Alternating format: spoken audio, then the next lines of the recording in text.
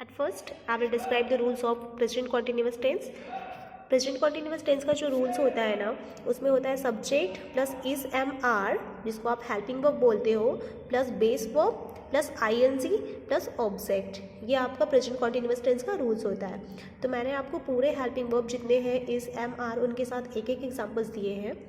First example is that I am reading a novel. मैं एक novel पढ़ रही हूँ या पढ़ रहा हूँ। वी आर प्लेइंग फुटबॉल, हम लोग फुटबॉल खेल रहे हैं। थर्ड वन इज दैट याशी इज सिंगिंग अ सॉन्ग, याशी ये गीत गा रही है।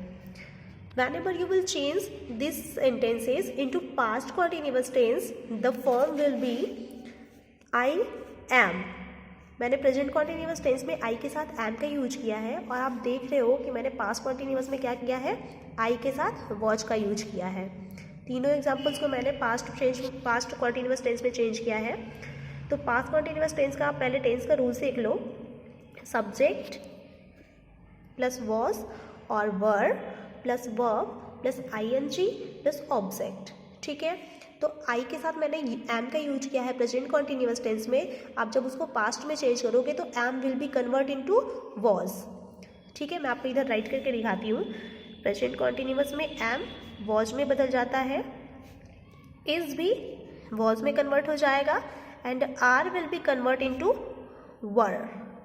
ठीक है, जब आपका सब्जेक्ट सिंगुलर फॉर्म में होगा तब आप एम का वॉच का यूज करोगे। जब आपका सब्जेक्ट प्लूरल फॉर्म में होगा, पास्ट कॉन्टिन्यूस टेंस की मैं बात कर रही हूँ, तब आप वर का यूज करोगे। इट मीन्स कि यदि प्रेजेंट कॉन्टिन्यूस टेंस में आपका सब्जेक्ट सिंगुलर फॉर्म में होता है तब आप किसका यूज करोगे, इज का। आप देख रहे हो यहाँ पर मेरा जो सब्जेक्ट है वो किस फॉर्म में है, सिंगुलर फॉर्म में है, याशी, तो मैंने इज का यूज किया है। यहाँ मेरा सब्जेक्ट प्लूरल फॉर्म में है तो मैंने आर का यूज किया है। और पास्ट कॉन्टिन्यूस टेंस में मेरा जो सब्जेक्ट है हमारा वो क्या है, सिंपल है, मीन्स सिंगुलर फॉर्म में है, तो मैंने वॉच का यूज किया है। और वी जो है वो प्लूरल फॉर्म में मेरा सब्जेक्ट है, इसलिए मैंने यहाँ पर वर का यूज किया है। I hope it will be clear to you. So let's start the example of direct speech. This is the direct speech. This direct speech is in the present continuous tense. Okay, मैंने आपको अपने previous video में बताया था कि said to will be convert into told. Okay, have you remember?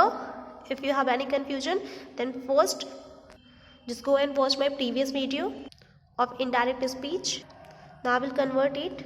Rama, at first I will read my sentence. Rama said to Shyama, Rama ने श्यामा को बताया I am reading a novel, कि मैं एक उपन्यास पढ़ रहा हूँ। जब आप इसको पास्ट में चेंज करोगे, कैसे चेंज करोगे पास्ट में, ये आपका जो टेंस है वो प्रेजेंट कॉन्टिन्यूस टेंस है।